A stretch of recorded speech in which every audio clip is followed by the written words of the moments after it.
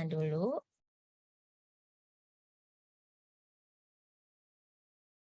Oke, bismillahirrahmanirrahim. Assalamualaikum warahmatullahi wabarakatuh. Selamat siang Bapak Ibu semuanya. Guru hebat Kota Depok, ya, guru hebat Sekolah Binaan Atik Indarini. Bapak Ibu dalam Google Classroom-nya itu saya tulis Sekbinair ya. Jadi di situ ada apa? Kelas Menco PBB Sekbinair ya. Menco itu mentoring dan coaching, PBB-nya itu penerapan pembelajaran berdiferensiasi, Sekbinairnya Sekolah Binaan Atik Indarini. Jadi semuanya ada singkatan-singkatan biar pendek ya Bapak Ibu. Kalau ditulis panjang banget ya. Baik. Terima kasih. Ini kebetulan yang nampak ini ibu-ibu. Kalau bapaknya karena ada di sini ada beberapa tulisannya itu sekolah, mungkin bapak-bapak ya. Jadi saya anggap aja bapak ibu guru sekolah binaan yang saya banggakan.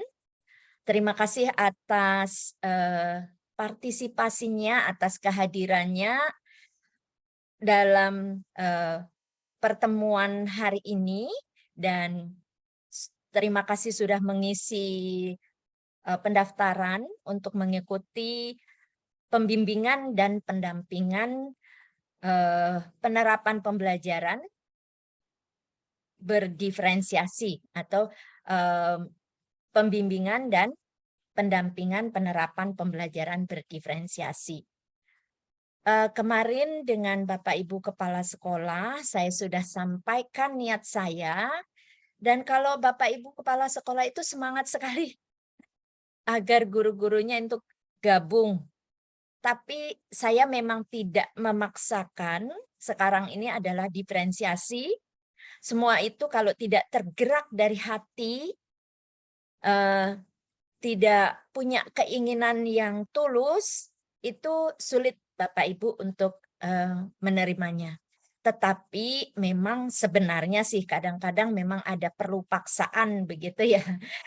Paksaan untuk bisa atau mungkin dipecut atau di apa ya ibaratnya dimotivasi ya untuk bisa mau semangat move on atau semangat berubah atau semangat apa namanya mengembangkan diri.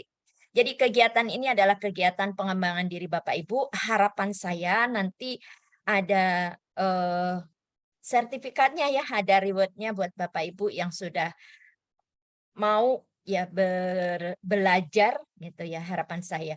Selama ini saya sudah beberapa kali di sekolah binaan yang lama juga saya sudah melakukan pembinaan-pembinaan seperti ini, pembimbingan, dan alhamdulillah juga sudah membuat sertifikat yang insya Allah bermanfaat bagi Bapak Ibu guru ya, terutama mungkin yang pegawai negeri karena itu bisa menambah kredit poin, dan seandainya pun tidak itu merupakan suatu bukti bahwa Bapak Ibu mengikuti peningkatan atau mengikuti pengembangan diri.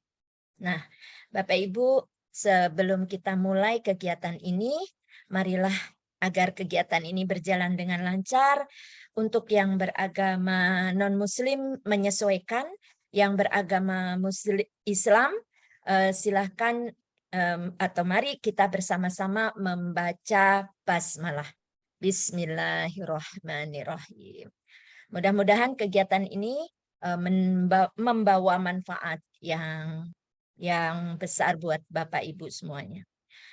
Dan tujuan saya untuk pembimbingan dan pendampingan itu satu, ya memang merupakan tugas saya sebagai pengawas pembina, dan memang sekarang ini kita itu memang harus saling berkolaborasi ya.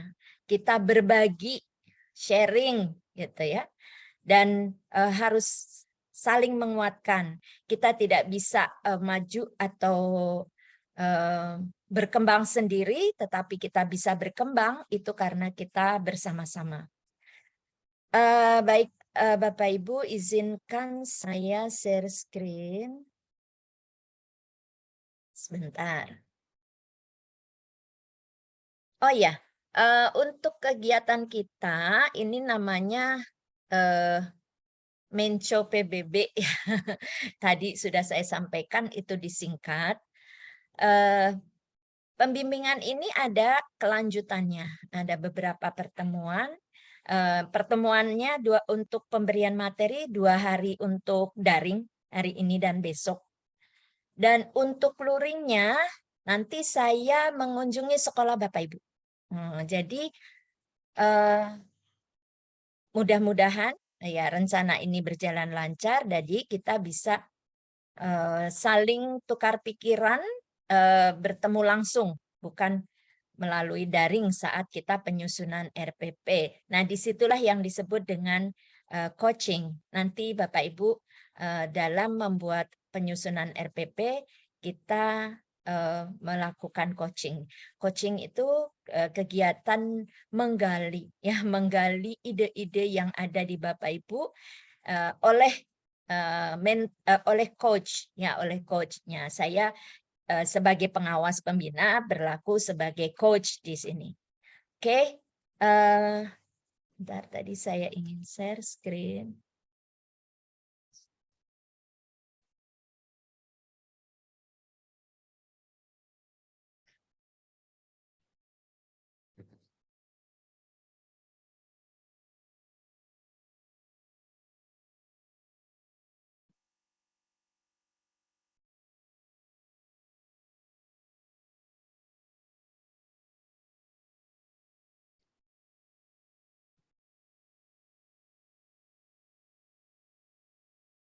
Oke.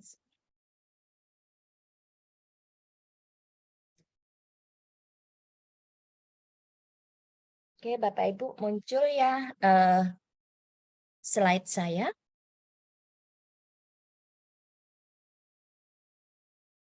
Ya, sudah muncul ya Bapak Ibu ya, sebentar. Oke, pembelajaran berdiferensiasi. Materi hari ini kita mengenal dulu pembelajaran berdiferensiasi. Bapak Ibu mohon maaf ini waktunya mepet, kemudian banyak bertabrakan dengan kegiatan belajar ya. Dan saya sendiri juga ada kegiatan yang lain. Jadi saya belum menyiapkan materi-materi yang mungkin bisa interaktif ya. Maksudnya saya biasa kalau melakukan pembimbingan ini biasanya menggunakan aplikasi-aplikasi lain yang interaktif Bapak Ibu. Cuman saat ini hari ini saya memang waktunya mepet ya, kemarin baru sosialisasi karena memang saya dikejar target Bapak Ibu ya, mohon maaf banget. Jadi belum saya siapkan. Jadi mungkin ya sekarang sebagai pendengar setia saja ya, tadinya biasanya kita interaktif. Oke, tentang kegiatan kita tentang Menco dulu ya Bapak Ibu. Sebentar. Ya. Sudah berpindah slide? Slide saya sudah yang rundown ya? Oke. Nah ini rundown kegiatan Menco ya Bapak Ibu. Menco PBB, ini kurang iniannya. Nah ini kemarin sudah melakukan persiapan membuat kuesioner sudah. Nah, kuesionernya sudah diisi. Nah, itu ada yang saya seleksi Bapak Ibu bagi yang tidak minat ya saya tidak pilih. Kemudian karena yang kemungkinan banyak gitu ya yang mau ikut, sedangkan keterbatasan tenaga, akhirnya saya ringkas atau saya pilih beberapa yang memang mungkin butuh pembimbingan dan penampingan. Terus saya sudah share di grup Sekbin saya. Hanya yang daftar ternyata yang daftar atau yang mungkin mau ya diberi bimbingan dengan saya itu ternyata hanya sedikit. Ya nggak apa-apa. Dan belum saya ini lagi, saya belum rekap lagi. Nah, sosialisasi kemarin sudah saya lakukan dengan kepala sekolah, sudah mengetahui semua tujuan saya. Bapak Ibu di sini berarti memang sudah atas restu dari kepala sekolah sebagai atasan. Dan yang hari ini adalah DU ya Bapak Ibu. Untuk DU itu, kegiatan DU ini pemberian materi mengenai pembelajaran berdiferensiasi, dan besok insya Allah itu materi tentang penyusunan RPP berdiferensiasi.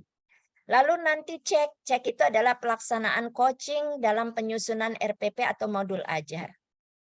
Nah, waktu cek di sini, saya kegiatannya luring ya Bapak Ibu. Saya datang ke sekolah, kita bertatap muka dan silahkan kita berdiskusi ya. Nah, di sini nanti saya belum rekap, kalau misalnya tidak banyak, berarti saya bisa membuat jadwal yang kunjungannya itu per sekolah. Tetapi kalau ternyata banyak, nanti berarti saya mungkin menggabungkan beberapa sekolah bertemu di satu tempat begitu. Tapi kalau hanya sedikit, berarti kita bisa per sekolah. Di sini kemudian yang ya, kegiatan yang di sini, actionnya, yaitu Bapak Ibu nanti setelah sudah selesai menyusun RPP dengan coaching, dari hasil coaching, maka nanti kita akan melaksanakan pembelajaran atau diimplementasikan. Berarti materi yang akan dibuat itu sesuai dengan yang akan dipakai atau yang akan diimplementasikan di kelas. Nah, ini saya harus kegiatan ini tentunya luring. Saya harus melihat, mengobservasi. Nah, Bapak Ibu, kita tujuannya bukan menilai ya. Ini namanya pembimbingan dan pendampingan. Jadi jangan merasa oh saya dinilai, nanti kalau jelek bagaimana. Tidak. Jadi tidak seperti itu, tapi tujuannya saya adalah membantu ya. Nah, setelah selesai kita melaksanakan pembelajaran atau observasi pembelajaran, Bapak Ibu, setelah melaksanakan pembelajaran, kita melakukan refleksi ya, refleksi, mengevaluasi dan membuat rencana tindak lanjut. Kira-kira lanjutnya gimana nih? Apakah menyusun RPP lagi atau memperbaiki? Silahkan nanti bagaimana hasil dari refleksi ini. Di refleksi ini rencananya tanggal 10 sampai dengan 11. Mudah-mudahan bisa berjalan dengan baik, atau mungkin 10 sampai 14 juga, kita lihat situasinya ya. Itu ya rencana kegiatan kita dalam pembimbingan dan pendampingan atau mentoring and coaching dari penerapan pembelajaran berdiferensiasi. Nah, untuk yang hari ini saja yang hadir hanya 11 orang. Ini sangat gimana ya, ternyata kita mau membantu pun belum tentu semuanya bisa dibantu atau mau dibantu ya. Baik, Bapak Ibu, kita lanjutkan tentang pembelajaran berdiferensiasi. Bentar, ini karena ada beberapa PowerPoint, belum saya jadikan satu, Bapak Ibu ya. Jadi saya pindah sana, pindah sini. Apa sih pembelajaran berdiferensiasi itu? Ya, Bapak Ibu yang tahu boleh dituliskan di kolom chat ya. Pembelajaran berdiferensiasi itu apa yang Bapak Ibu ketahui aja. Nggak apa-apa, salah atau benar, tapi kita kan jadi tahu nantinya. Ya. Apa yang dimaksud dengan pembelajaran berdiferensiasi? Ya, menurut pemahaman Bapak Ibu sendiri, apa sih pembelajaran berdiferensiasi? Ini AMP siapa ya? Nama kok AMP nih ya? Namanya singkatan kayaknya ya. Halo, selamat datang AMP, Bu AMP atau Pak AMP. Ya. Silakan ditulis di kolom chat apa itu pembelajaran berdiferensiasi? Ya, silahkan menurut pemahaman Bapak Ibu aja. Salah nggak apa-apa, jangan takut, jangan khawatir. Ya, saya berikan waktu 1 menit. 1 menit juga lama ya.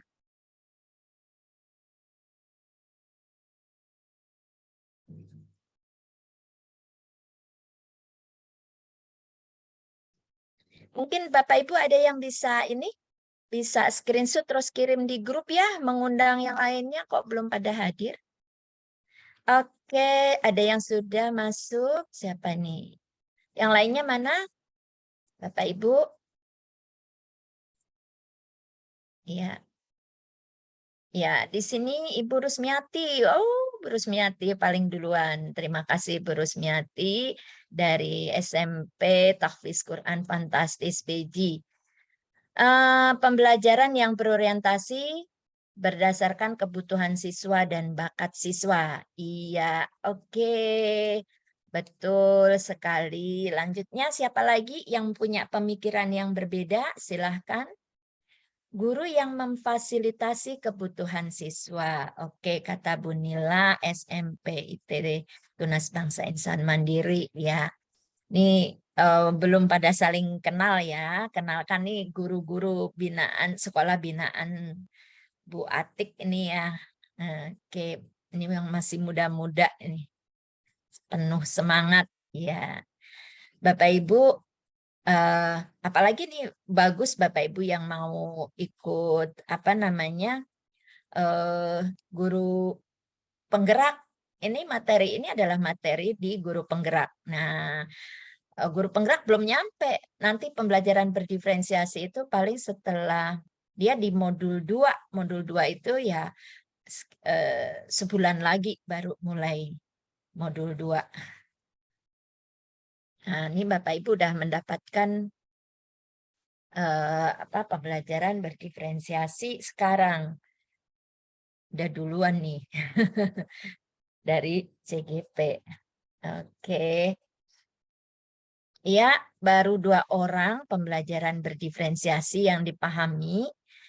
Nggak apa-apa, setidaknya kalau nulis ya mengungkapkan yang dimaksud itu nanti kita mencocokkan ketika kita sudah berani mengungkapkan, berarti kita akan ingat apa sih yang dimaksud dengan pembelajaran berdiferensiasi gitu ya.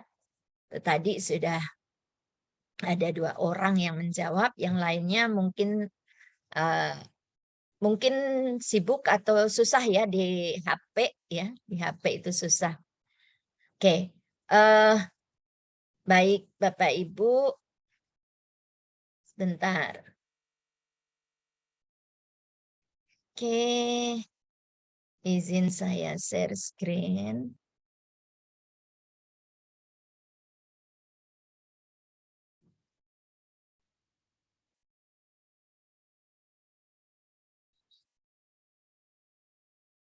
Oh iya Bapak Ibu saya lupa ya. Tujuan atau capaian khususnya ya. Ada capaian khusus dari pembimbingan atau materi hari ini ya, capaian khusus untuk mendapatkan materi atau pelatihan atau apa yang hari ini adalah ini yang disebut dengan mentoring dulu ya Bapak Ibu. Mentoring hari ini adalah satu, Bapak Ibu atau peserta diharapkan dapat mendemonstrasikan pemahaman tentang apa yang dimaksud dengan pembelajaran berdiferensiasi dan alasan mengapa pembelajaran berdiferensiasi itu diperlukan. Kemudian menjelaskan pentingnya mengidentifikasi dan memenuhi kebutuhan belajar murid. Menganalisis penerapan diferensiasi konten, diferensiasi proses, dan diferensiasi produk. Mengimplementasikan rencana pembelajaran berdiferensiasi dalam konteks pembelajaran di sekolah atau kelas mereka sendiri. Menunjukkan sikap kreatif, percaya diri, mau mencoba, dan berani mengambil resiko dalam penerapan pembelajaran. Ya, nah,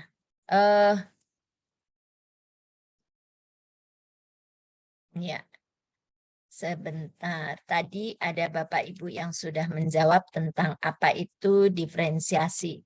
Oh, ini kok kecil sekali. Ya, nih pembelajaran berdiferensiasi itu adalah emang kalau ini dari apa namanya? Dari si penulisnya Bapak Ibu Tomlinson ya, Tomlinson itu adalah seorang pakar yang pakar pembelajaran berdiferensiasi ya. Itu mengatakan bahwa pembelajaran berdiferensiasi adalah serangkaian keputusan masuk akal yang dibuat oleh guru. Serangkaian keputusan masuk akal, serangkaian keputusan ya yang dibuat oleh guru. Saya besarkan. Ya. Yang berorientasi kepada kebutuhan murid. Nah, tadi Bapak Ibu-ibu yang sudah menjawab tadi udah mendekati ya kebutuhan murid ya, berpihak pada murid gitu. Nah, kebutuhan murid itu apa gitu ya? Nah, keputusan-keputusan yang dibuat tersebut adalah yang terkait dengan, nah ini yang ini terkaitnya, maksudnya keputusan masuk akal. Keputusan itu ya pemilihan atau ketentuan ya yang dibuat oleh guru yang berorientasi kepada kebutuhan murid. Ya, kebutuhan murid terkait dalam belajar tentunya ya, yaitu dengan kurikulum yang memiliki tujuan pembelajaran yang didefinisikan secara jelas. Jadi punya kurikulum yang didefinisikan secara jelas. Jadi bukan hanya guru yang perlu jelas dengan tujuan pembelajaran, namun juga muridnya. Nah ini memang tujuan itu di mana-mana penting Bapak Ibu. Makanya Bapak Ibu dalam mengajarkan juga yang pertama harus disampaikan tujuannya tuh ngapain sih ngajar hari ini gitu ya. Bagaimana guru menanggapi atau merespon kebutuhan belajar muridnya? Bagaimana ia akan menyesuaikan rencana pembelajaran? Nah, itu jadi memikirkan juga tentang bagaimana menyesuaikan rencana pembelajaran untuk memenuhi kebutuhan belajar murid tersebut. Misalnya, apakah ia perlu menggunakan sumber yang berbeda? Ya, sumbernya mau dibeda-bedain Kak dengan murid yang A dan yang B. Atau caranya yang berbeda dan penugasannya serta penilaiannya yang berbeda. Nah, itu menyiapkan itu dilihat dari kebutuhan murid. Ya, sebentar. Nah, di sini bagaimana mereka menciptakan lingkungan belajar ya yang mengundang murid untuk belajar. Jadi pembelajaran berdiferensiasi tadi melihat dari kurikulumnya, kemudian tujuan pembelajarannya gitu kan. Kemudian juga menyiapkan lingkungan belajar yang mengundang murid untuk belajar. Jadi nggak hanya asal melaksanakan tugas, tetapi membuat pembelajaran itu mengundang, gitu ya. Kemudian manajemen kelas yang efektif, ya. Harus pintar Bapak Ibu guru itu memanage kelas yang efektif, ya. Kemudian penilaian berkelanjutan. Nah ini apa? Pembelajaran berdiferensiasi atau ya memang pada intinya adalah pembelajaran yang memperlakukan atau menyiapkan pembelajaran yang diberikan kepada siswa yang dengan sesuai kebutuhan muridnya, kebutuhan murid. Ini sebentar saya stop share lagi. Dan ini ada berapa nih ya? Ada 15 14 dengan saya. Oke, nanti daftar hadirnya silahkan di-share ya, Bapak Ibu. Saya tadi sudah apa? Sudah share daftar hadirnya, jangan lupa izin share lagi ini yang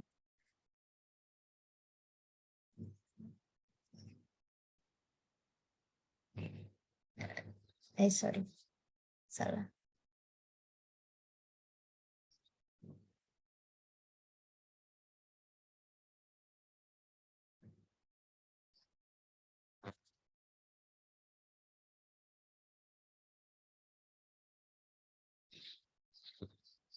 Oke, saya lanjutkan. Salah lagi Bapak Ibu.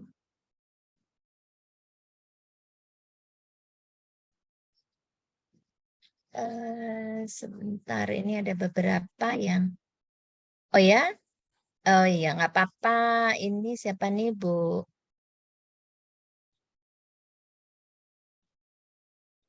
Ya, Bu AM. Bu AMP. Bu Ami kayaknya ya? Miss Ami ya?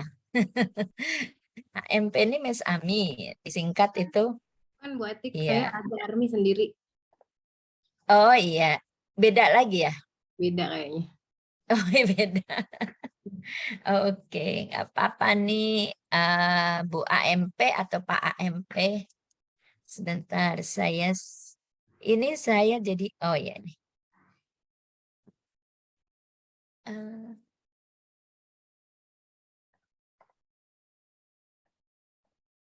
Ininya PowerPoint-nya double-double. Salah ngeklik dulu. Oke. Ini tadi ya Bapak Ibu ya, materi, maksudnya rundown-nya sudah jelas, terus tentang pembelajaran berdiferensiasi.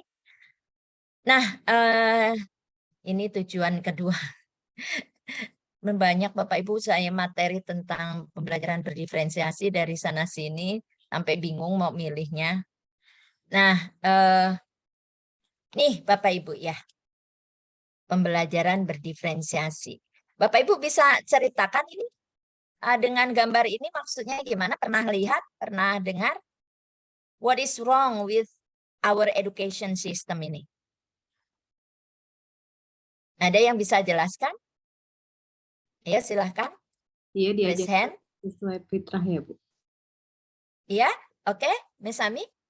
Iya, murid-murid diajarkan tidak sesuai fitrah atau tidak sesuai dengan bakat dan kemampuannya gitu. Iya, iya betul. Nah, ini kan ini di sini kan ada seseorang ya, guru ini ya, di sini guru. For a fair selection, everybody has to take the same exam. Please climb that tree.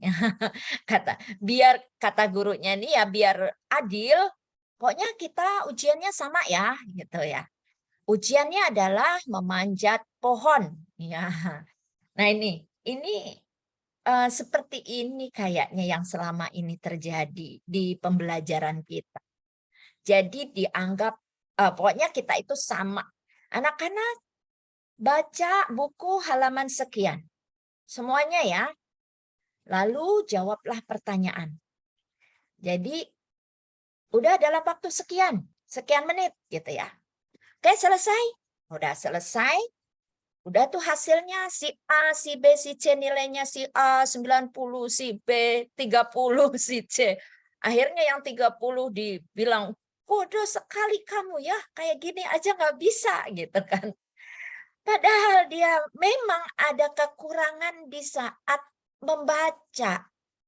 Kurang bisa, karena memang Allah itu memberikan kodrat yang berbeda-beda. Ada yang lancar membaca, ada yang dia itu bukan membaca. Kalau membaca itu nggak fokus, itu ada yang seperti itu. Nah, apakah yang tadi nilainya 30 terus langsung dibilang dicap bahwa dia itu bodoh? Belum tentu. Mungkin ketika ada pelajaran mendengarkan, ya listening, dia nilai yang tertinggi bisa jadi.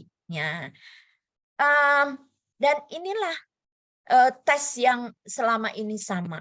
Pokoknya tesnya adalah manjat pohon. Yang tentunya yang akan nilainya tertinggi siapa? Nilai tertinggi tentunya si ini monkey ini ya, monyet nilainya paling tinggi. Tapi apakah dia terus disebut paling pintar, paling cerdas dalam kelas itu? Ya, dalam memanjat paling pintar, tapi belum tentu dalam berenang dia pintar, ya.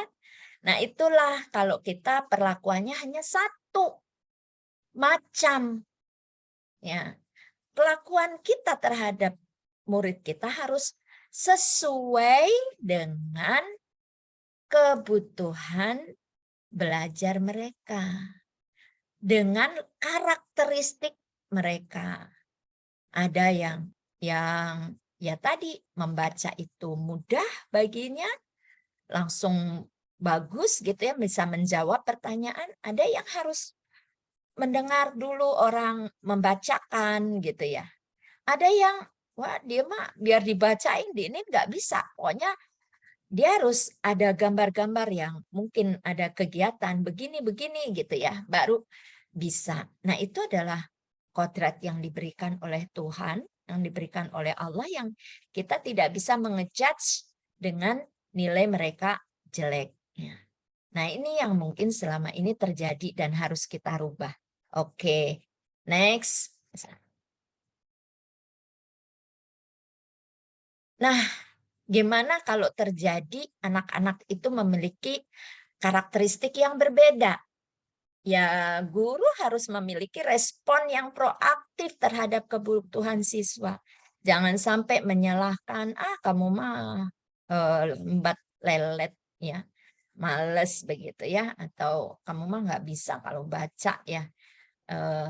Tetapi kita memberikan perlakuan pendekatan yang berbeda untuk menangani keragaman yang ditemui di ruang kelas kita, sehingga mampu memberikan kesempatan untuk tersedianya pendidik yang bersifat inklusif untuk keragaman murid. Oke, nah pendekatannya adalah dengan pedagogis, di mana guru memperhatikan perbedaan dan kebutuhan siswa-siswanya dalam pembelajaran. Nah, kemarin di kuesioner itu udah saya share ya, kebutuhan siswa itu apa saja? Ya, ada kebutuhan itu ada apa? Ada kesiapan belajarnya, ya, ada profil belajar, dan ada bakat atau minat belajarnya. Nanti akan ada penjelasan tentang itu. Nah, dengan adanya perbedaan latar belakang siswa atau kebutuhan siswa, gimana ya cara mencapai tujuan dengan cara yang berbeda? Ya. Siapa yang harus melakukan atau harus menyiapkan cara yang berbeda tersebut? Ya tentunya guru lah pastinya. Siapa lagi? Jadi kita harus sebagai guru harus menyiapkan mau nggak mau, karena memang tugas kita itu membuat perencanaan ya. Jadi tupoksi guru itu yang pertama membuat perencanaan. Kalau sampai guru tidak membuat perencanaan, hanya kopas RPP tanpa tidak tahu isinya itu apa atau hanya sebagai formalitas, ya berarti kita tidak menjalankan tugas kita. Ya, ini negotiable konsep ya dari konsep mutlak nih ya, di sini. See your student as an individual who has readiness, interest, and learning profile. Jadi Bapak Ibu dalam menghadapi perbedaan itu, Bapak Ibu harus melihat siswa kita, perbedaan-perbedaan dalam kesiapan belajar, readiness, interest itu minatnya, dan learning profile, gaya belajarnya. Nah, respon guru terhadap murid yang berbeda-beda tadi itu jangan langsung disamakan ya dengan pembelajaran yang sama semuanya, karena tadi seperti yang berbeda-beda binatang tadi, tetapi tidak diteskan dengan satu cara aja, enggak. Kemudian guru juga harus proaktif dalam perbedaan ya, proactive differentiation approach, not reactive one. Jadi harus proaktif dengan pendekatan yang berbeda-beda. Dan a teacher is like a chef. Guru itu seperti chef, seperti juru masak yang harus menyiapkan berbagai menu. Nah, itu tugas guru Bapak Ibu. Yang berat ya memang karena itu tanggung jawab. Next.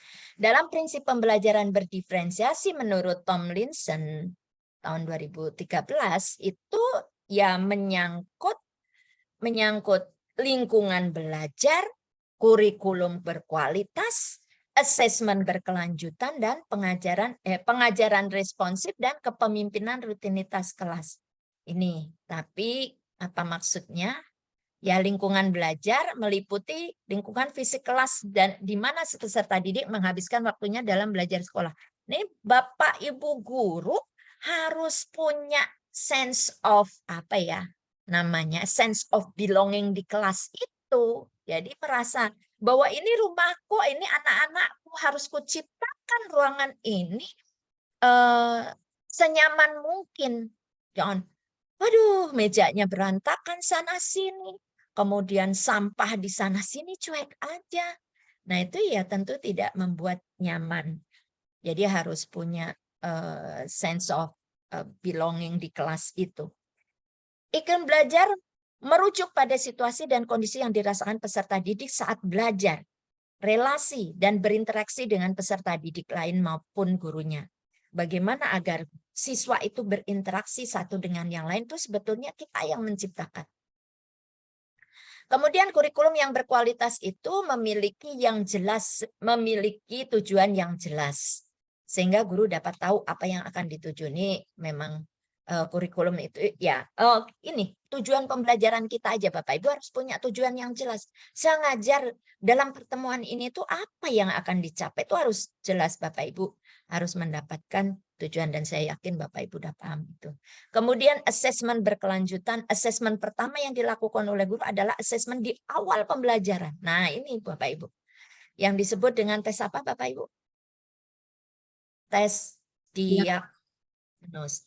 Iya, betul. Tes diagnostiknya. Bapak Ibu kalau mau bicara terus nggak mau apa namanya agak kelamaan ngeklik mic, ininya aja yang enter itu ditekan. Ya, enter ditekan jadi cepat ngomongnya. Tes diagnostik kemarin Bapak Ibu di sekolah masing-masing sudah dapat bagiannya. Kalau bahasa Inggris mungkin berapa, matematika berapa dibagi-bagi mungkin di awal tahun pelajaran itu sudah ada namanya tes diagnostik tes diagnostik awal mata pelajaran. Nah, di situ itu untuk menentukan kesiapan belajar mereka. Asesmen kedua yang perlu dilakukan adalah formatif ya. Udah biasa ini ya. Kita ini aja skip aja. Nah, ini Mas sebetulnya ada lanjutannya dari pengajaran yang responsif di sini ya. Ya, pengajaran yang responsif itu guru harus berespon dan mengubah pengajaran sesuai dengan kebutuhan para peserta didik yang ada di kelasnya. Ini gini. Bapak Ibu melihat situasi di kelas. Habis kegiatan ini kok anaknya pada kepalanya ditaruh gitu ya di meja. Wah, itu harus langsung kita punya inisiatif yang harus merubah cara mengajarnya. Bapak Ibu jangan diterusin aja anak udah pada menguap-nguap, pada gitu masih saja nerangkan ya. Tapi kita berarti ini ya kurang menarik atau mungkin anak-anak ya tadi kurang perhatian. Berarti harus mengubah pengajarannya sesuai dengan kebutuhan peserta didik yang ada di kelasnya. Kemudian nih guru harus ini terlalu naik, sorry. Iya, kepemimpinan dan rutinitas di kelas itu apa? Itu guru yang harus dapat mengelola kelasnya dengan baik. Kepemimpinan itu bagaimana guru dapat memimpin peserta didiknya agar dapat mengikuti pembelajaran dalam iklim pembelajaran dan situasi yang kondusif. Jadi harus peka, tadi yang saya bilang harus peka misalnya keadaan anak, wah berisik banget, ya harus dikendalikan. Jangan dibiarkan saja. Rutinitas di kelas mengacu pada keterampilan guru dalam mengelola atau mengatur kelasnya dengan baik melalui prosedur dan rutinitas kelas yang dijalankan peserta didik setiap hari. Sehingga pembelajaran dapat berjalan dengan efektif dan efisien. Nah, rutinitas kelas itu keterampilannya mengelola, mengatur kelasnya. Nah, Bapak Ibu bagaimana? Ini perlu penting Bapak Ibu mengelola kelas. Oh, kita mau buat grup kah gitu kan. Nah, kalau buat grup gimana caranya itu kita udah siapkan, udah direncanakan. Nanti mau buat grup nih, grupnya berempat berarti nanti akan narik-narik meja misalnya. Itu udah disiapkan anak, nanti buat grup akan membentuk ini kursinya harus dipindah, tapi jangan ditarik, diangkat ya, biar nggak berisik. Nah, itu udah cara mengelola kelas harus siap seperti itu. Next. Nah, yang dimaksud dengan keberagaman siswa itu apa? Ya, menurut Tomlinson tadi, bahwa keberagaman siswa atau latar belakang atau karakteristik siswa itu ada 3. Kesiapan belajar, minat, dan profil belajar. Ya, kesiapan belajar itu ya sejauh mana kemampuan pengetahuan dan keterampilan siswa dapat mencapai tujuan pembelajaran. Kesiapan belajar ini bisa dilihat dari tes diagnostiknya. Atau misalnya Bapak Ibu saat itu mau memberikan tes diagnostik sesuai dengan materi yang akan diajarkan, cukup berikan pertanyaan pemantik. Misalnya sekarang mau mempelajari mata pelajaran IPA nih, mau mempelajari mengenai mengenai pernafasan. Nah, diberikan pertanyaan tentang pemantik tentang pernafasan. Nah, tentunya kita akan bisa memahami seberapa anak yang benar, seberapa anak yang salah. Kemudian minat. Nah, minat ini kan ada tes yang ya diagnostik tentang minat. Nah, itu ya Bapak Ibu menyiapkan, sekolah harus menyiapkan itu. Membuat tes diagnostik tentang minat dan profil belajar. Itu ada di internet, ada ya sering dibagikan. Minat memiliki peranan yang sangat besar untuk menjadi motivator dalam belajar. Kalau kita ngajar ya sesuai minat anak, wah anak itu akan dengan semangat. Beda kalau kita ngajar atau materinya tidak sesuai atau mungkin ya cara atau tekniknya itu tidak sesuai dengan minat anak, ya anak-anak kelihatan loyo biasanya. Kemudian profil belajar, mengacu pada pendekatan atau bagaimana cara yang paling disenangi peserta didik agar mereka dapat memahami pelajaran dengan baik. Jadi kalau yang kesiapan belajar itu ya yang dengan hasil nilainya. Ya, kalau nilainya tinggi berarti anak-anak ini sudah siap, yang ini masih kurang ya. Berarti bagaimana penangannya? Kalau minat itu ya apakah dia senang musik, senang olahraga, senang apa? Kalau misalnya senang musik, topiknya tentang musik, misalnya kita materi bahasa Indonesia atau bahasa Inggris, misalnya mengenai deskriptif teks deskriptif ya, maka topiknya tentang olahraga nih, si anak-anak yang senangnya olahraga dikasih topik itu, wah senang banget. Terus anak yang suka mungkin senangnya tentang musik ya, musik gitu ya, ya dia yang kalau kita kasih teksnya itu tentang musik dia senang banget. Nah itu berdasarkan minat. Kemudian profil belajar itu gaya belajar.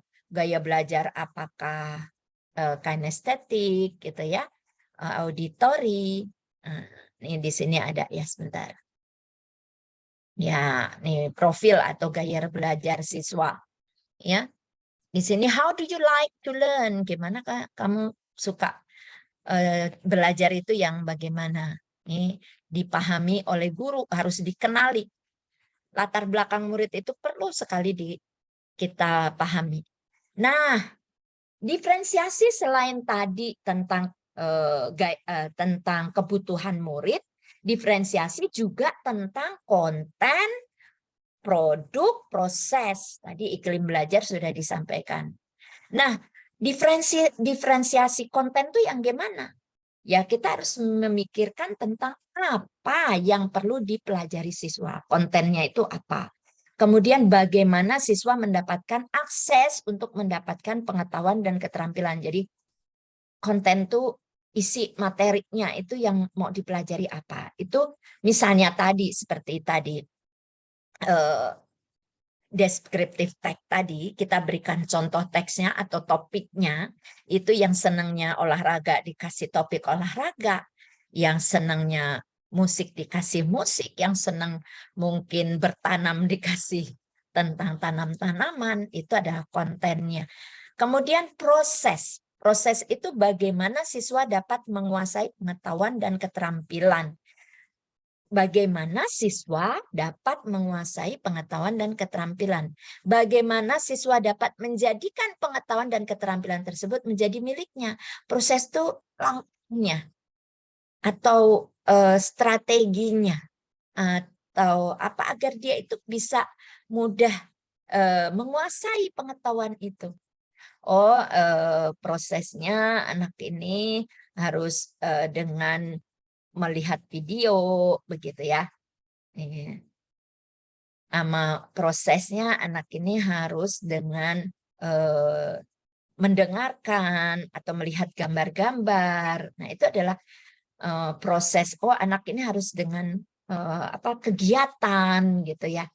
Itu adalah proses. Nah, produk bagaimana siswa dapat menunjukkan hasilnya.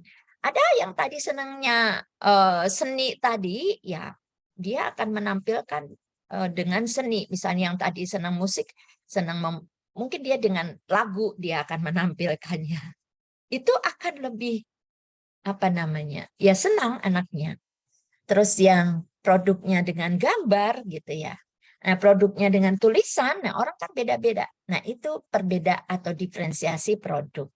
Kemudian kalau iklim lingkungan belajar, bagaimana susunan kelas secara fisik, bagaimana iklim belajar yang menyenangkan, bagaimana interaksi antara guru dan siswa dalam pembelajaran. Oke. Kemudian next, nah ini strategi pembelajaran berdiferensiasi. Strateginya gimana? Kalau untuk kesiapan, ya, maka lakukan diskusi kelas dengan pertanyaan yang berbeda level kesulitannya. Nah, atau dengan tutor sebaya menjelaskan teman yang kesulitan. Atau tugas yang menggunakan role, audience, format, topik yang berbeda level kesulitannya. Atau dengan think, pair, share. Nah, ini strateginya aja bagaimana kalau kita melakukan pembelajaran berdiferensiasi berdasarkan kesiapan belajar. Kalau pembelajaran berdiferensiasi dengan berdasarkan minat, maka bisa dilakukan dengan diskusi kelas dengan pertanyaan yang berbeda dengan sesuai minat siswa. Ya, waktu diskusi dikasih pertanyaan sesuai dengan pertanyaan pemantiknya sesuai dengan minat siswa. Kita nyiapin pertanyaan-pertanyaan gitu ya. Kemudian tutor sebaya yang memilih minat yang sama, ya, tutor sebaya yang memilih minat yang sama itu disatukan misalnya. Kemudian tugas menggunakan raf yang berbeda topik sesuai minat siswa. Jigsaw ya. Ini kan teknik-teknik ya. Kemudian profil belajar, diskusi kelas dengan chatting di media online, podcast, talk show, caranya gimana. Kemudian tutor sebaya di kelompok besar ke kelas kecil individu atau lewat video gambar. Dan RAF yang dimainkan dalam role play misalnya. Ya, profil belajar yang di sini mungkin ini yang udah mulai yang kinestetik ya di sini. Kemudian pameran berjalan atau gallery walk ya. Oke, nah ini strategi pembelajarannya. Nah, ini siklus proses diferensiasi pembelajaran itu awalnya adalah melakukan assessment diagnosis. Kemudian akan kita ketahui diferensiasi kesiapan, minat, cara belajar. Dan berikutnya dalam proses atau pembelajarannya, langkah-langkah pembelajarannya, itu bagaimana guru merancang pembelajaran dan mengelompokkan muridnya. Dan isinya, materinya, kontennya, itu apa cakupan materi yang akan diajarkan berdasarkan kurikulum. Dan nanti akan menghasilkan diferensiasi produk. Ya, jadi jangan semua siswa itu pokoknya kamu tulis, ya, nulis semua dalam pakai pulpen begitu ya, nulis aja begitu. Tapi bisa dengan hasil yang misalnya dia mau poster, infografis, video, audio bisa diberikan, difasilitasi atau dibolehkan, baru evaluasi. Next, contoh diferensiasi konten berdasarkan gaya belajar peserta didik. Ini ada. Kemudian contoh kesiapan belajar, besar sekali. Iya. Saya kecilkan dulu. Ya. Kalau ini contoh diferensiasi konten berdasarkan kesiapan belajar peserta didik. Nah, oke, sebelum kita masuk ke sini ada yang ingin bertanya? Ini ada yang chat ya.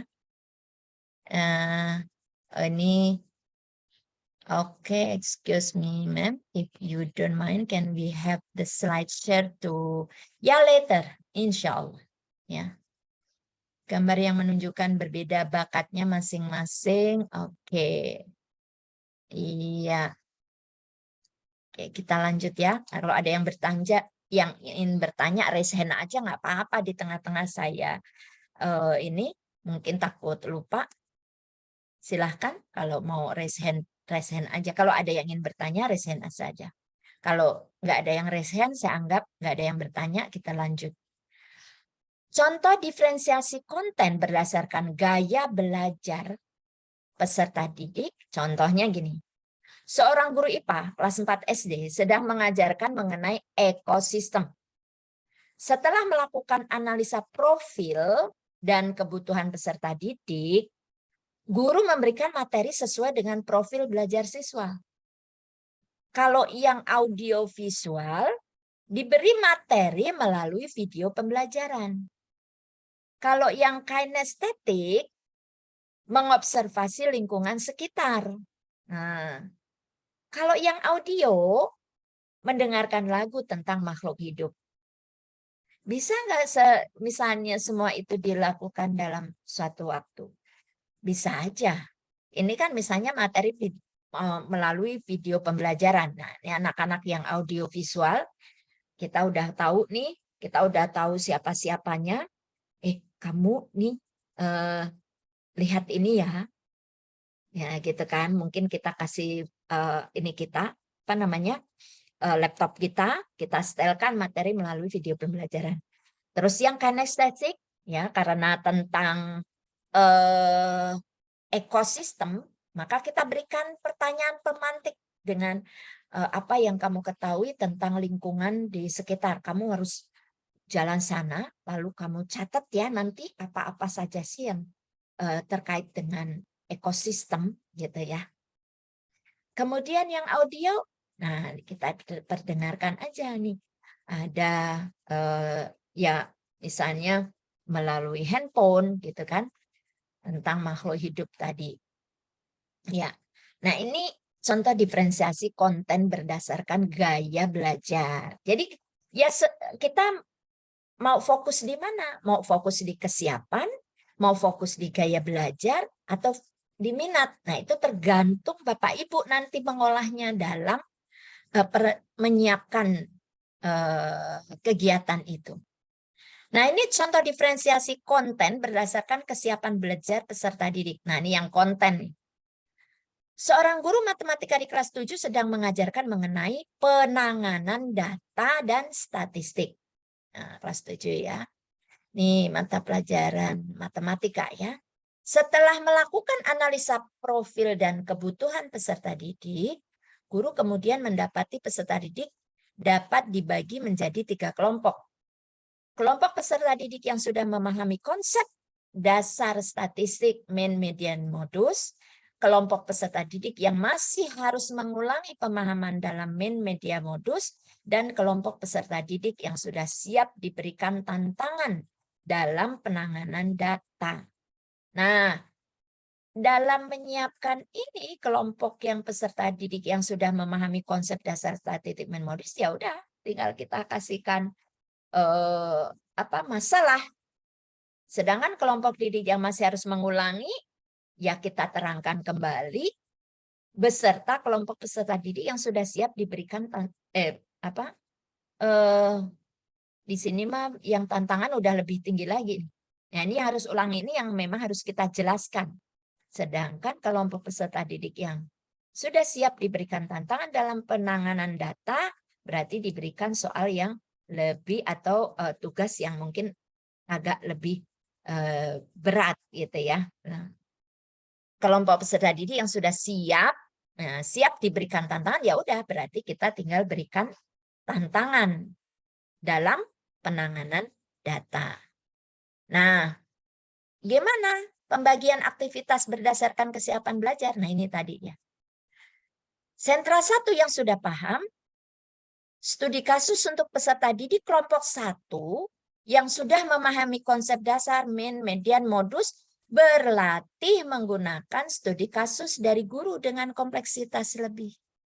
Yang sudah paham diberikan kasus yang lebih kompleksitas, lebih kompleks ya. Kalau yang sentra 2, ini berdasarkan ini ya, kesiapan belajar ya. Yang masih mengulang, latihan soal untuk peserta didik kelompok 2 dijelaskan ulang. Nah tadi ya, diberikan penjelasan. Kemudian mengerjakan latihan soal yang sudah pernah dilakukan di kelas, diulang. Karena belum paham. Ya. Nah ini gurunya mendampingi, memang fokus di sini. Bersama dengan guru sebagai penguatan materi. Tapi kalau sentra 3 yang siap diberi tantangan, ini sudah mulai praktek mandiri untuk peserta didik kelompok 3. Mengadakan survei dan mengumpulkan data dari sekolah. Lalu mengelompokkan data menjadi min, median, modus. Agar bisa ini berjalan, ya jelas Bapak Ibu harus menyiapkan. Menyiapkan untuk yang ini, untuk yang sentra 1, sentra 2, sentra 3. Itu aktivitas kesiapan belajar. Untuk diferensiasi konten berdasarkan minat peserta didik, ya minat nih. Kontennya berdasarkan minat. Seorang guru sastra Inggris di kelas 10 sedang mengajarkan mengenai menulis analisis perbandingan 2 karya sastra puisi. Setelah melakukan analisis proses, profil dan kebutuhan peserta didik, guru kemudian mendapati peserta didik memiliki minat yang berbeda-beda. Kemudian guru memberikan 2 puisi kepada peserta didik berdasarkan minatnya masing-masing. Nah, kelompok peserta didik yang menyukai alam, nature, diberi puisi yang berhubungan dengan alam. Jadi bikin puisi tentang pantai, gunung, lautan, gitu kan.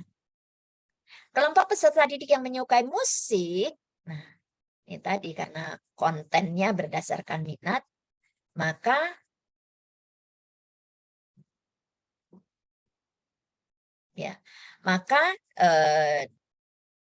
kelompok peserta didik yang menyukai musik diberi puisi yang dimusikalisasi atau puisi yang berhubungan dengan seni. Kelompok peserta didik yang menyukai hal-hal yang bersifat teoritis diberikan puisi yang berhubungan dengan hal-hal filosofis, proses berpikir abstrak, perenungan, dan lain-lain. Sedangkan kelompok peserta didik yang menyukai hal-hal sosial diberi puisi yang berhubungan dengan masalah sosial. Nah ini diferensiasi konten berdasarkan minat. Ini kok sebentar, charger saya on and off.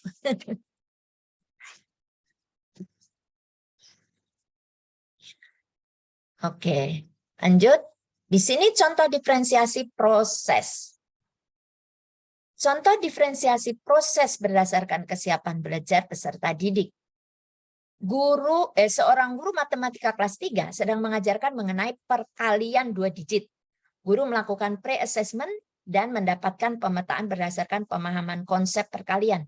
Berdasarkan kesiapan anak yang didapatkan dari pre-assessment, guru mengenalkan perkalian dalam beberapa cara. Nih Bapak Ibu, ini berarti kita bisa mengenali karakteristik anak itu atau bisa memberikan tes diagnostik itu sebelum pembelajaran bisa. Karena di sini kesiapan belajar. Ya, di sini. Ya, misalnya ini diberikan apa? Pre-assessment. Nah, berarti dikasih apa namanya? Ulangan diberikan ulangan ya. Kemudian berdasarkan kesiapan anak yang didapati dari pre-assessment, guru mengenalkan perkalian dalam beberapa cara. Kelompok peserta didik yang masih membutuhkan media untuk penjumlahan diberikan melalui penjumlahan berulang menggunakan tabel angka. Kelompok peserta didik yang mulai lancar penjumlahan berulang tanpa media menggunakan pola dari hitung lompat. Kelompok peserta didik yang sudah lancar menyelesaikan perkalian menggunakan beberapa strategi mental math untuk mulai lancar perkalian. Nah, ini ada beberapa cara prosesnya ya berdasarkan kesiapan belajar. Dan contoh diferensiasi proses berdasarkan minat, ini paling enak memang berdasarkan minat, mudah ya Bapak Ibu. Di kegiatan matematika kelas 2 mengenai satuan ukur, peserta didik dapat mencoba menggunakan mistar ukur untuk mengukur panjang objek yang sesuai dengan minatnya. Kelompok peserta didik yang menyukai alam dapat mengukur lingkar pohon, tinggi tanaman, gitu. Jadi sesuai dengan minatnya. Kelompok peserta didik yang menyukai seni dapat mengukur dekorasi atau hiasan yang ada di kelas, sekolah, atau rumah. Kelompok peserta didik yang menyukai kegiatan fisik dapat mengukur jauh atau tinggi lompatan yang dapat dilakukan. Nah, ini pengukuran. Pengukurannya yang apa? Ini proses ya. Untuk bisa cepat mereka paham, yaitu dengan diferensiasi proses minat, berdasarkan minat. Contoh diferensiasi proses berdasarkan gaya belajar peserta didik. Nah, ini gaya belajar nih. Di kegiatan IPA kelas 3 mengenai sistem pencernaan, peserta didik dapat menggali informasi mengenai sistem pencernaan dari beberapa media berdasarkan gaya belajar peserta didik. Untuk siswa yang audiovisual, menggali informasi melalui video pembelajaran. Kalau yang kinestetik, menggali lingkungan sekitar. Jadi dia harus berkeliling tadi ya, ada contoh observasi. Sedangkan untuk yang visual itu menggali informasi melalui buku dan infografis. Ini proses berdasarkan gaya belajar. Oke. Nah ini diferensi proses berdasarkan gaya belajar ya. Untuk ini kecil banget ya. Ini materi upaya pengurangan sampah. Ketika ini materi pelajaran apa ya, IPS ya kalau nggak salah. Nah, di sini ada materi gini, sampah yang dihasilkan di rumah tangga dan industri akan dibawa oleh petugas dan selanjutnya ya. Nah, kemudian di sini untuk melihat bagaimana sampah itu menjadi masalah bagi manusia, kalian bisa kunjungi dan amati kondisi sampah di TPA daerah tempat tinggal kalian, melihat sampah-sampah di lingkungan kalian, atau melihat data sampah di website Dinas Lingkungan. Aduh, maaf sebentar ada telepon. Bentar ya, Bu, saya off dulu.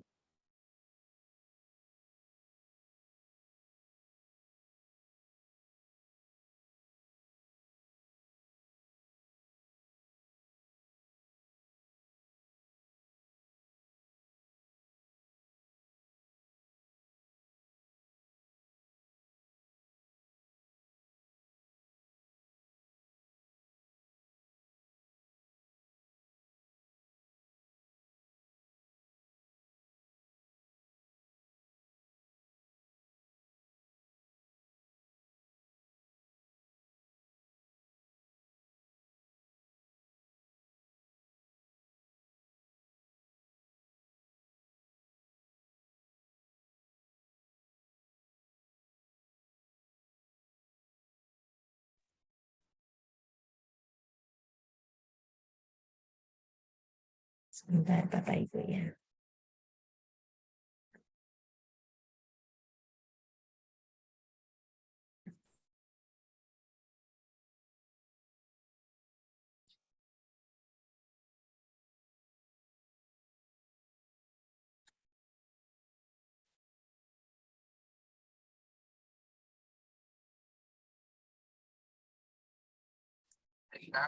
Serta misalnya dari sekolah atau dari dengan catatan. Oke, mohon maaf nih saya double. Oke, ya baik. Saya lanjutkan ke yang sini. Nah, ini diferensiasi produk ya Bapak Ibu. Ya, berdasarkan minat peserta didik. Ya, kalau produk biasanya minat. Contohnya, seorang guru bahasa Indonesia kelas 5 memiliki tujuan pembelajaran agar peserta didik mampu menganalisis ide utama dari bacaan. Ya, bahasa Indonesia nih. Oleh karena itu, di akhir pembelajaran,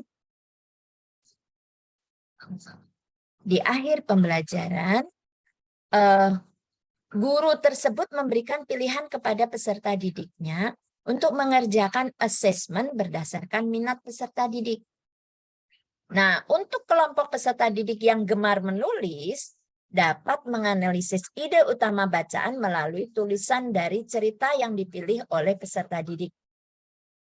Untuk kelompok yang gemar bercerita atau berbicara, dapat menganalisis ide dari bacaan yang dipilihnya melalui video atau presentasi di kelas. Untuk kelompok peserta didik yang meminati hal-hal yang berhubungan dengan ruang atau bangun geometri, dapat membuat analisis ide utama bacaan dan menyusunnya dalam sebuah bangun ruang. Ya. Nah, ini diferensiasi produk. Jadi yang mata bahasa Indonesia ya tadi, ada yang senang nulis, maka analisis tulisan. Kalau yang senang bercerita, nganalisis ide, ya, ide dari yang senang bercerita atau berbicara, nganalisis ide dari bacaan yang dipilih melalui video, ya, video presentasi di kelas. Kalau untuk kelompok peserta didik yang meminati hal-hal yang berhubungan dengan ruang atau bangun, geometri, maka ide utama bacaannya menyusun dalam sebuah bangun ruang. Ini ya peserta didik. Nah, ini kayaknya kok jadi matematik ya. Oke, baik Bapak Ibu, ini kita sudah sudah ke rencana aksi ya. Rencana aksi itu nanti sebetulnya Bapak Ibu akan menyusun ini apa namanya RPP ya, menyusun RPP dengan membuat diferensiasi ya, pembelajaran yang berdiferensiasi. Mau berdiferensiasi nanti ya sebetulnya nggak beda jauh dengan seperti kita membuat RPP biasa. Cuman Bapak Ibu menganalisis kira-kira itu ada diferensi nggak? Mungkin Bapak Ibu sudah punya RPP yang selama ini dibuat, nggak apa-apa. Ya, tinggal dianalisis apakah dalam pembelajaran itu kita sudah memberikan perlakuan yang berdiferensiasi. Ada diferensiasi dari kesiapan belajarnya, ya, dari kontennya, dari kontennya ada nggak perbedaannya. Terus bagaimana kita dalam memperlakukan siswa. Nah, itu. Jika ada pertanyaan silahkan di chat atau ada apa yang mungkin mengganggu ya. Nah, ini ada contoh diferensiasi produk. Contoh diferensiasi produk berdasarkan kesiapan belajar peserta didik. Ya, ini produknya. Dalam pelajaran matematika di kelas 7 yang sedang membahas mengenai penanganan data dan statistik, guru mendapatkan informasi melalui asesmen diagnostik. Guru kemudian dapat membedakan produk akhir setiap kelompok murid dengan misalnya kelompok peserta didik yang masih harus mengulang atau yang masih kurang tadi, kurang mampu gitu ya.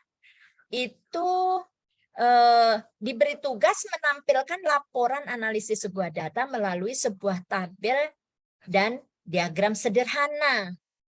Nah, kelompok peserta didik yang sudah memahami konsep dasar statistik, maka produknya bisa menampilkan laporan analisis dua buah data menggunakan sebuah model diagram. Kalau kelompok peserta didik yang sudah siap, ya, maka diberikan tugas untuk menampilkan laporan analisis dua buah data dalam berbagai model diagram. Nah, tingkatannya berbeda-beda, jangan disamakan Bapak Ibu. Yang di sini hanya menampilkan laporan analisis sebuah data. Kalau sini menampilkan laporan analisis dua buah data. Kalau di sini laporan analisis dua buah data dalam berbagai model diagram. Jadi tingkatannya juga berbeda. Diferensiasi produk berdasarkan gaya belajar. Nah, ya tadi gaya belajar visual, memilih produk akhir sebuah poster, cerita gambar, gitu kan. Ini karena dia visual. Kalau yang cenderung belajar kinestesis dapat membuat produk akhir berupa role play, bermain peran gitu ya. Jadi orangnya kan maunya apa ya, kalau kinestetik itu maunya kan gerak gitu ya. Anak-anak yang di kelas sering jalan sana jalan sini ya kasih tugas yang melakukan gerak gitu. Ininya produknya. Peserta didik yang cenderung belajar secara audio dapat membuat podcast atau video pendek gitu yang dia menjelaskan. Kan dia orangnya senang ngomong nih biasanya. Nah, itu Bapak Ibu, ini namanya diferensiasi produk berdasarkan gaya belajar. Ya. Oke. Nah, bentar. Nah, di sini contoh diferensiasi lingkungan belajar. Nah, guru membagi menjadi 3 kelompok sesuai dengan kesiapan belajar masing-masing peserta didik. Setelah penjelasan awal, guru membagi para peserta didik sesuai dengan kesiapan mereka. Kemudian meminta mereka untuk pergi ke sentra belajarnya masing-masing. Di setiap sentra, guru sudah menyiapkan materi pelajaran sesuai dengan kesiapan belajarnya. Sentra 1 itu untuk peserta didik dengan kesiapan belajar awal. Jadi kita buat apa grup-grupnya. Nah, sentra 2 untuk peserta didik dengan kesiapan belajar menengah. Sentra 3 untuk peserta didik dengan kesiapan belajar lanjutan. Misalnya seperti ini. Tapi kalau kesiapan belajar begini memang kadang-kadang menimbulkan ini ya Bapak Ibu. Ah, ini yang anak pinter ya. Kita jangan apa? Jangan disebutkan dengan ini anak yang kurang, ini anak sedang, ini anak yang udah siap atau sudah paham. Enggak, tapi sentra aja. Sentra 1, sentra 2, sentra 3. Atau kelompok gitu ya, boleh. Contoh diferensiasi lingkungan belajar berdasarkan minat belajar. Nah, dalam pelajaran IPS, peserta didik kelas 6 sedang mempelajari pengaruh globalisasi dalam kehidupan remaja. Sedangkan minatnya masing-masing, mereka boleh melakukan riset mengambil tema pengaruh globalisasi. Misalnya, globalisasi dalam hal musik, film, ya, makanan dan minuman yang dikonsumsi, atau yang budaya berpakaian. Ini sesuai dengan apa namanya gaya belajarnya. Ya, lingkungan diferensiasi lingkungan belajar berdasarkan minatnya, minat belajarnya. Yang senangnya musik, yang senangnya film, yang senangnya makanan, kemudian budaya dengan fashion. Ya, kita sesuaikan pengaruh globalisasi gitu ya. Tentang musik. Oke, next. Contoh diferensiasi lingkungan belajar berdasarkan gaya belajar peserta didik.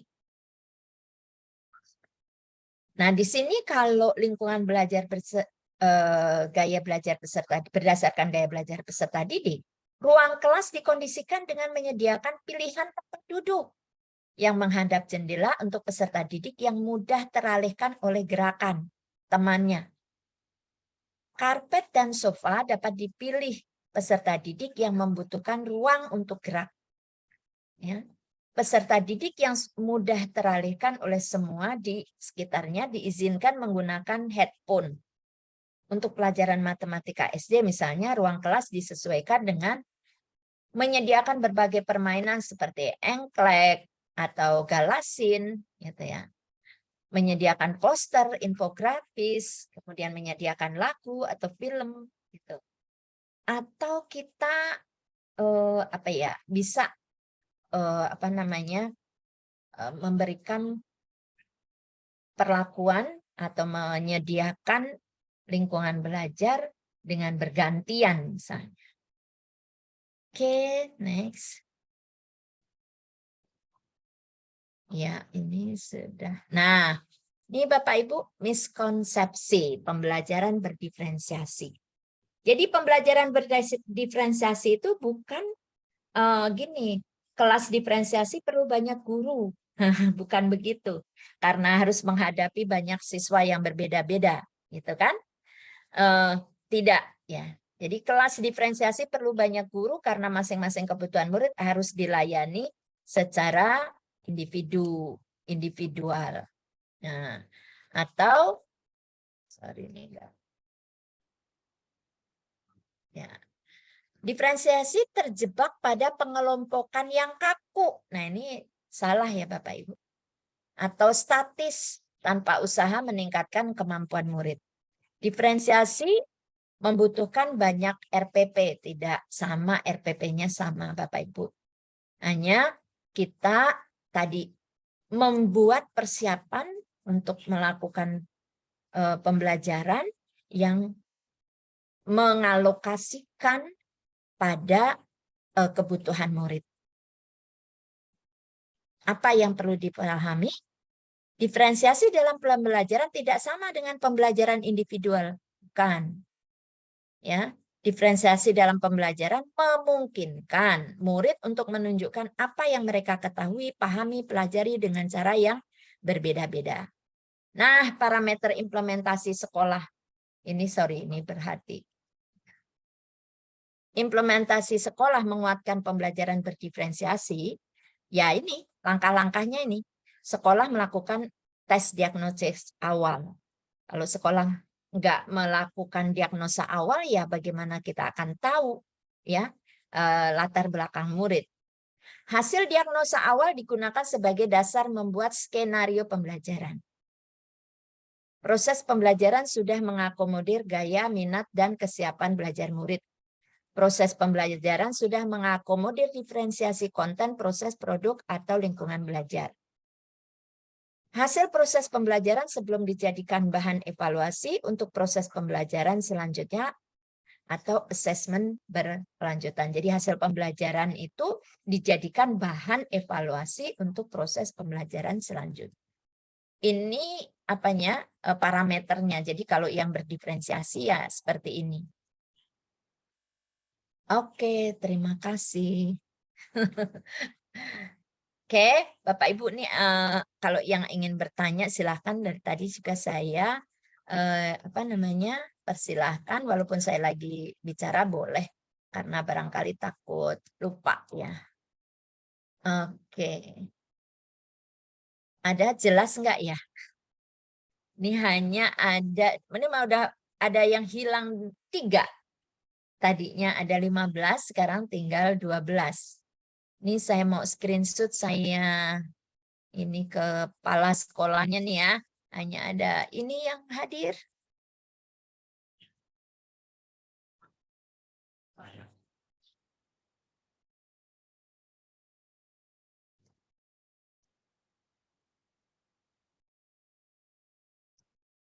Ya, Bapak Ibu silakan. Sorry. Ya, Bu Ati, saya ada pertanyaan mungkin tapi di chat, Bu. Oh ya, baik-baik, sebentar ya. Sebentar.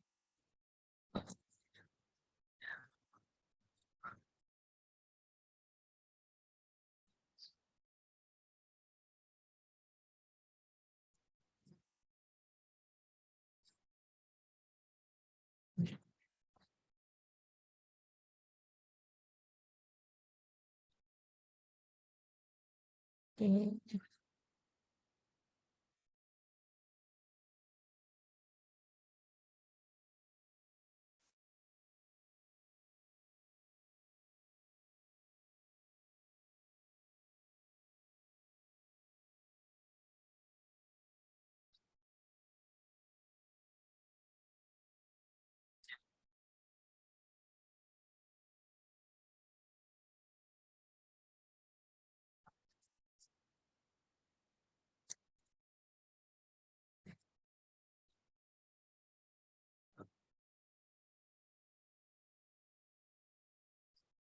Oke, ya, ada pertanyaan?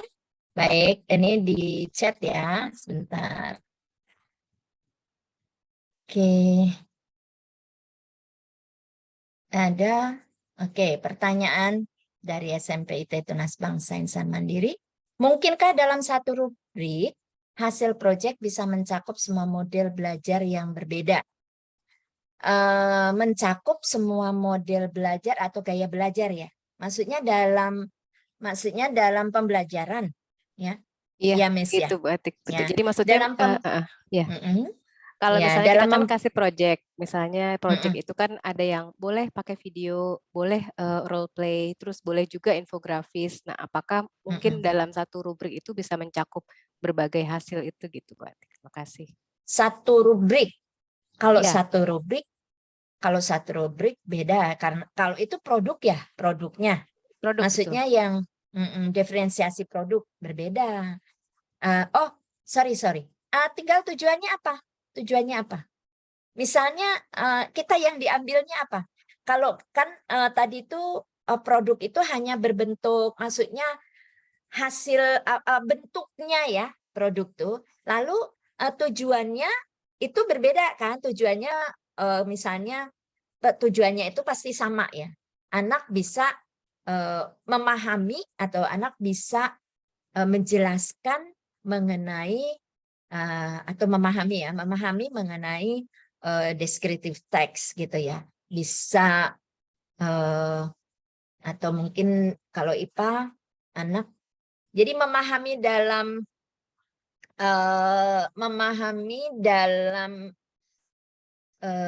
konstruktivisme, teori konstruktivisme itu tinggi, nilainya tinggi.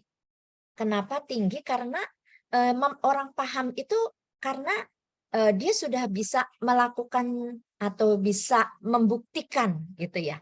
Itu. Tapi memahami yang di taksonomi Bloom itu dianggap rendah ya. Karena memahami di situ yang dimaksud memahami di situ hanya tahu, hanya sekedar tahu gitu. Tapi kalau memahami yang konstruktivisme itu peringkatnya tinggi. Nah, mungkin kita maksudnya adalah konstruktivisme ya.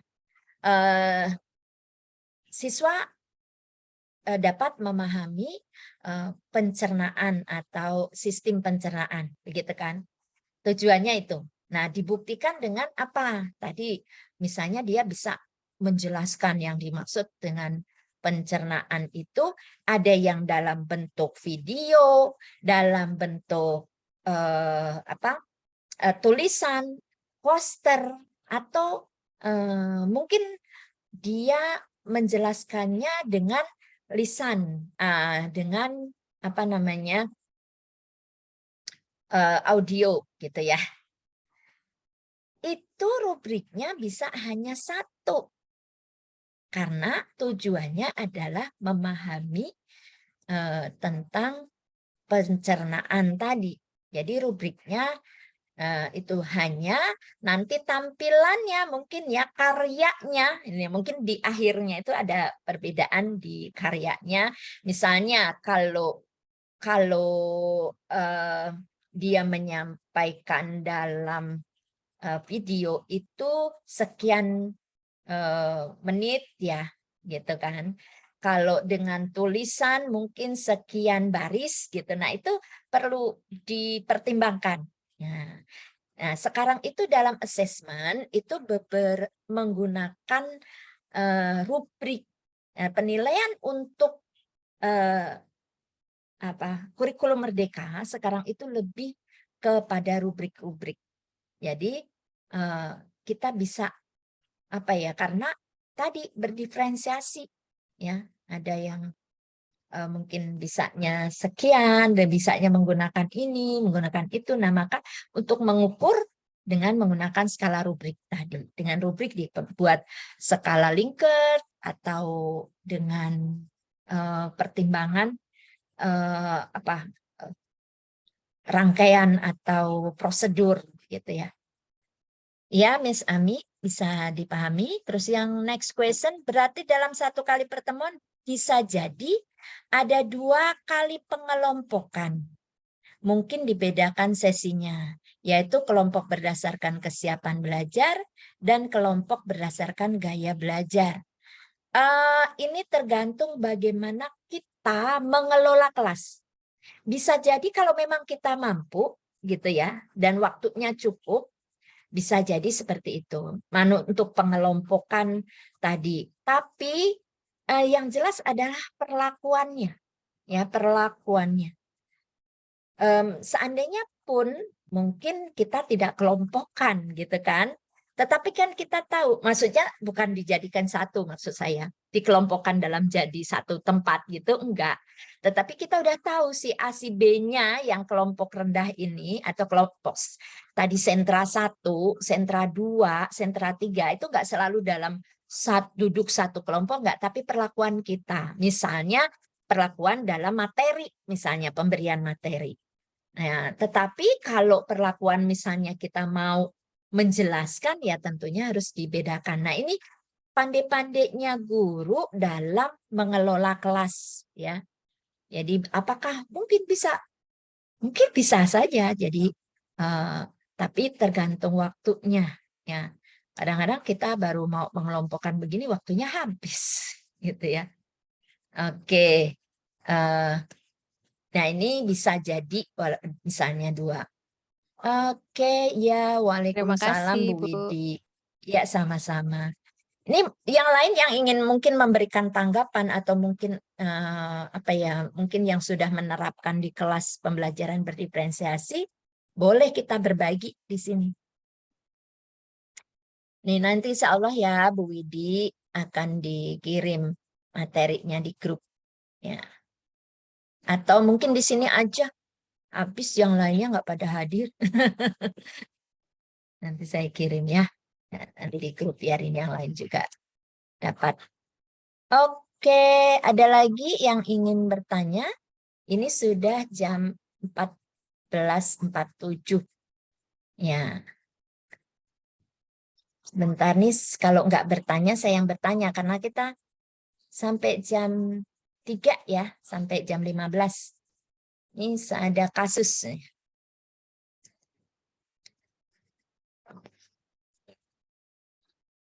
Sebentar saya share.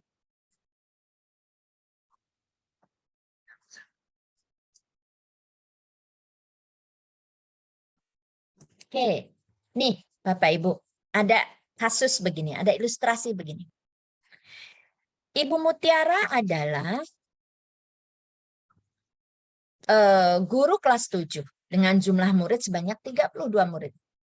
Di antara 32 murid di kelasnya tersebut, Bu Mutiara memperhatikan bahwa 3 murid selalu selesai lebih dahulu saat diberikan tugas menyelesaikan soal-soal perkalian. 3 murid ini udah selesai duluan. Ya. Karena dia tidak ingin ketiga anak ini tidak ada pekerjaan dan malah mengganggu murid lainnya. Akhirnya ia berinisiatif untuk menyiapkan lembar kerja tambahan untuk 3 anak tersebut. Jadi jika anak-anak lain mengerjakan 15 soal perkalian, maka untuk 3 anak tersebut Bu Mutiara menyiapkan 25 soal perkalian. Nah, pertanyaannya, ya ingat ya, Bu, ada 32 murid. Yang 3 selalu menyelesaikan soal lebih cepat. Nah, terus biar nggak ganggu temannya, maka diberikan soal lebih banyak. Pertanyaannya, menurut Anda, apakah strategi yang dilakukan oleh Bu Mutiara itu tepat? Jika iya, mengapa? Jika tidak, mengapa? Yang kedua, jika Anda adalah Bu Mutiara, apakah yang akan Anda lakukan? Jelaskanlah mengapa Anda melakukan tersebut. Ya, dikaitkan dengan tadi ya, Bapak Ibu, materi tentang diferensiasi. Siapa yang mau jawab nih? Ya, kita ulang ke sini. Ya. Ibu Mutiara adalah guru kelas 7 dengan jumlah murid sebanyak 32 murid. Di antara 322 itu yang 3 selalu lebih dulu. Lalu diberi soal 25. Nah, biar nggak ganggu temennya nih. Nah, menurut Bapak Ibu, apakah strateginya itu benar? Kalau iya, gimana? Kalau tidak, mengapa? Ya, silakan siapa yang bisa menjawab?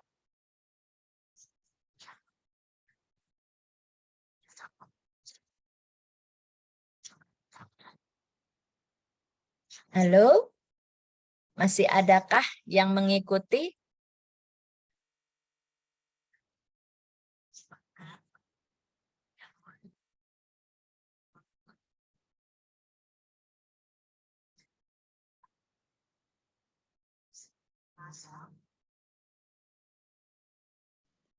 Kalau dengan cara lain bisa nggak Mem Atik? Maksudnya cara lain? Mungkin kalau saya justru dia diminta untuk menjelaskan gitu ke teman-temannya yang belum paham mungkin gitu. Maksudnya diberikan role lebih, diberikan amanah lebih gitu supaya dia juga merasa ya merasa bahwa dia itu worth it di kelas itu gitu. Maksudnya jadi nggak jadi negatif, jadi dia positif malahan gitu, memberikan motivasi. Kalau saya. Iya. Jadi berarti setuju nggak atau maksudnya gini, benar nggak yang perlakuan Bu Lastri tadi? Iya, Bu Mutiara ya. Kalau Bu Mutiara, ya salah. mungkin kalau ini Ya. kalau menurut saya kurang tepat karena untuk muridnya Iya. sendiri rasanya kurang challenging gitu, cuma ngerjain soal aja gitu. Iya, betul. Bahkan mungkin bisa jadi anak itu jadi tertekan ya. Bete banget Ya ngerjain bosan lagi, gitu. pasti ngerjain lagi. Iya, benar ya. Berarti perlakuan ini bukan pembelajaran berdiferensiasi. Jadi kalau Miss Ami tadi sarannya bagaimana?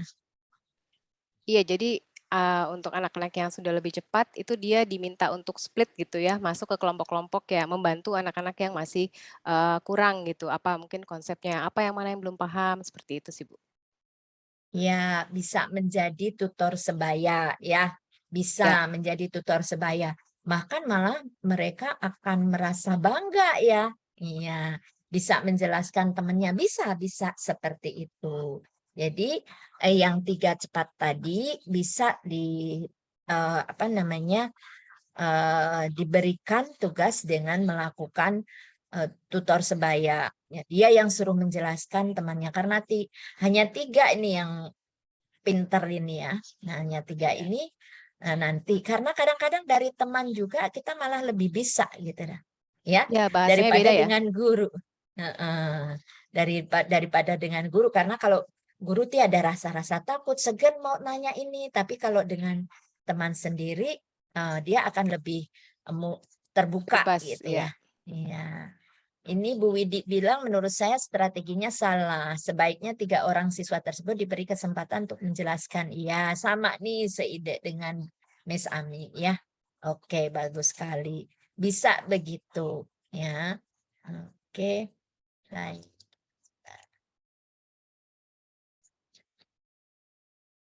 Nah, Ini miskonsepsi tentang pembelajaran berdiferensiasi ya. Pembelajaran berdiferensiasi bukanlah berarti bahwa guru harus mengajar dengan 32 cara yang berbeda untuk mengajar 32 orang murid. Bukan pula bahwa guru harus memperbanyak jumlah soal. Pembelajaran berdiferensiasi juga bukan berarti guru harus mengelompokkan yang pintar dengan yang pintar dan yang kurang dengan yang kurang. Tidak, maksudnya tidak harus selalu seperti itu. Mengelompokkan juga jangan diberikan nama, misalnya ini kurang ya, tadi seperti yang saya sampaikan. Waduh, bisa bikin down anak itu kalau seperti itu. Tetapi bisa tadi yang pintar-pintar itu bisa menjadi tutor sebaya seperti tadi. Pembelajaran berdiferensiasi bukanlah sebuah proses pembelajaran yang semerawut atau chaotic ya, yang gurunya kemudian ya chaos gitu loh. Chaos itu semerawut ya.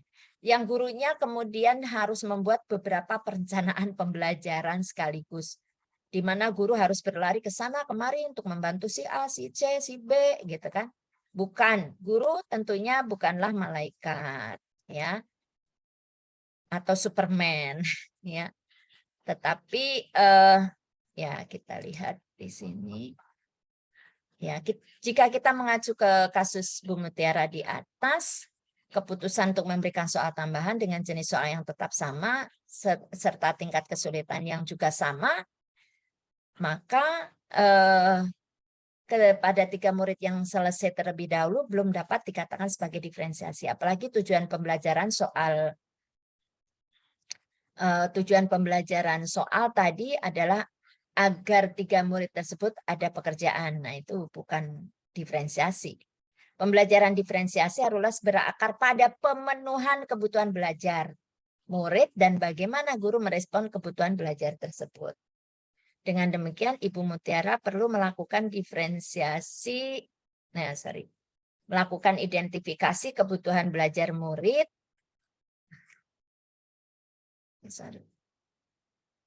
Ya, identifikasi kebutuhan belajar dengan lebih komprehensif agar dapat merespon dengan lebih tepat terhadap kebutuhan belajar murid-muridnya, termasuk ketika murid tersebut. Nah, itu ya penjelasannya. Ini saya screenshot aja nih tadi Bapak Ibu. Cuman sama isinya dengan yang di sana tadi. Jadi identifikasi atau memetakan kebutuhan belajar murid, kesiapan belajar, minat murid, profil belajar murid tadi sudah. Ya, Bapak Ibu sudah hampir jam 3. Barangkali ada yang ingin ditanyakan, silakan. Kira-kira ada gambaran nggak bagaimana pembelajaran berdiferensiasi di sini?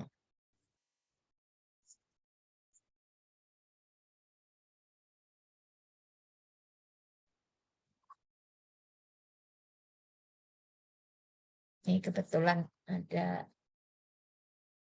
ya, ya ada Bapak Ibu.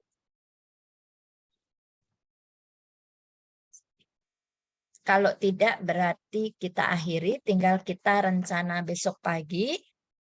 Bapak Ibu silakan membawa RPP-nya, lalu kita bahas ya.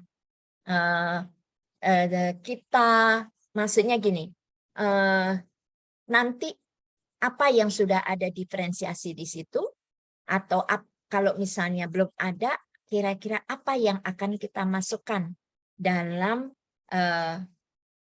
RPP tersebut, kegiatan diferensiasinya, gitu ya. Jadi besok kita berlatih seperti itu. Nanti saya berikan contoh-contohnya. Diferensiasi kita bahas, lalu Bapak Ibu menampilkan RPP-nya, sekalian kita analisis. Ya, mungkin itu saja Bapak Ibu. Terima kasih atas perhatiannya, kehadirannya. Nah, ini dari materi di ini, apa namanya,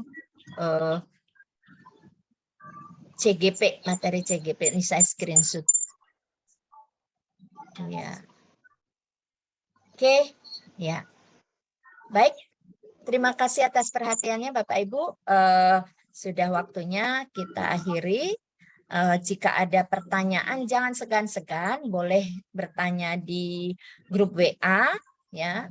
Grup WA itu untuk kita koordinasi ya, dan mohon ya sekitar kurang lebih 2 minggu atau 3 minggu ke depan kita akan bersama untuk ya kegiatan dari mentoring dan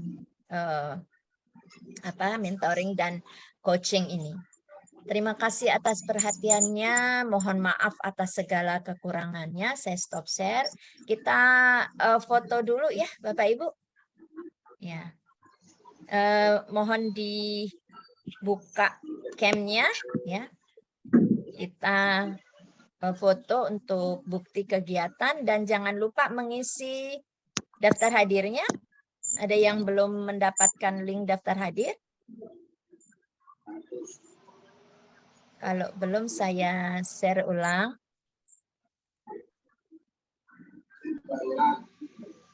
Habis itu dilanjut ya?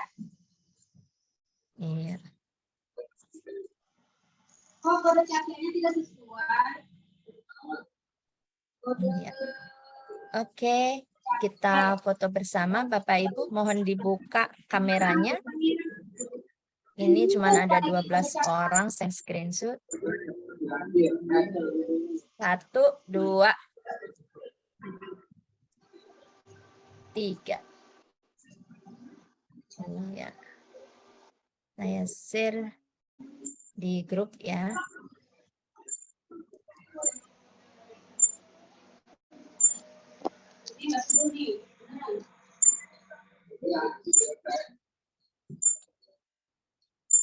Ini ada yang udah mau selesai, ada yang gabung.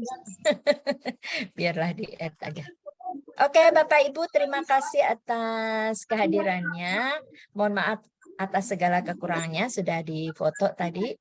Dan mari sama-sama untuk yang beragama Muslim kita akhiri dengan membaca hamdalah.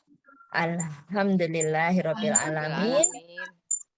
Terima kasih dan kita akhiri dengan ucapan wassalamualaikum warahmatullahi wabarakatuh. Waalaikumsalam Ya. warahmatullahi wabarakatuh. Terima kasih Bu Ati. Sama-sama. Ingat besok ya Bapak Ibu kembali di ini nanti. Kalau misalnya ini dipakai, ini kan tadi saya sewa Zoom meeting ini. Mudah-mudahan besok masih bisa sewa ya. Berarti mungkin linknya berbeda, bukan sama dengan yang ini. Nanti di-share lagi. Ya, sampai jumpa besok ya jam 1 insya Allah. Kalau ada apa-apa perubahan nanti saya share di grup. Oke, terima kasih. Assalamualaikum. Waalaikumsalam warahmatullahi wabarakatuh. Salam. Terima kasih banyak. Sama CN ya, Bapak Ibu.